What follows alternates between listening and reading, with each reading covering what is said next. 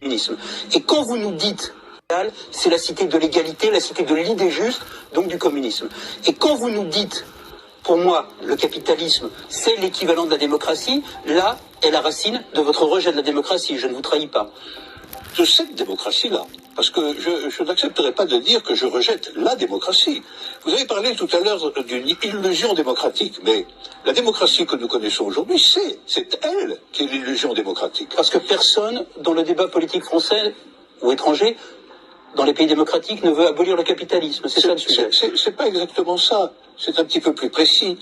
C'est parce que les différents gestionnaires possibles de notre société sont des gens qui, de toute façon, admettent pour l'essentiel l'ordre établi. Ça, il faut en convenir. D'ailleurs, s'ils n'admettaient pas les uns et les autres l'ordre établi, ils n'accepteraient pas de se succéder comme ils le font.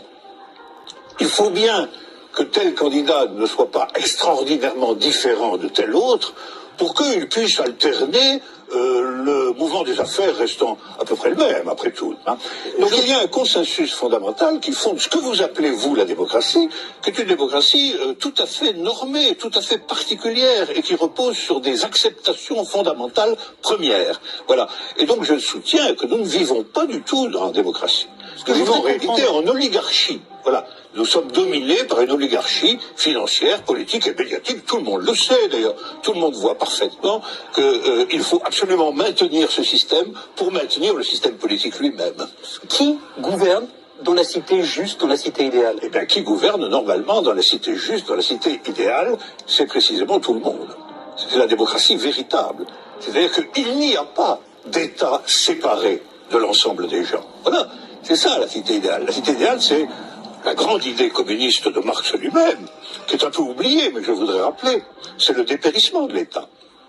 C'est l'idée que l'existence d'une machine d'État oppressive, séparée, qui doit être perpétuellement validée par des élections, etc., c'est une affaire vieillie, c'est une affaire qu'il faut dépasser absolument, au nom de ce que Marx lui-même appelait un régime d'association. La capacité pour tout le monde de s'occuper de ses propres affaires. Ce qui est intéressant, et c'est là où, quand vous parliez de l'idée de Marx et de l'idée de l'association, vous êtes un fervent admirateur de ce qu'on appelait les révolutions arabes, fervent admirateur également de ce qu'on appelait le mouvement des indignés. Et ce qui est très intéressant, c'est que votre critique sur les révolutions arabes commence au moment où elle se transforme en processus démocratique électoral avec des élections. Oh ben c'est pas ma critique à moi, c'est d'abord la critique de tous ceux qui ont participé au mouvement dans les pays arabes. Ils ont été légèrement surpris et déconcertés par le résultat des élections. Mais le principe même des élections... Moi, été en mai 68. Eux aussi, ils disent élections piège à con maintenant, maintenant qu'ils ont les partis islamistes dits modérés sur le dos. C'est comme si, après une révolution, une tempête révolutionnaire démocratique extraordinaire, on vous présentait un massif parti démocrate chrétien comme le vainqueur des élections. Ben, vous seriez un peu étonné tout de même, C'est bien.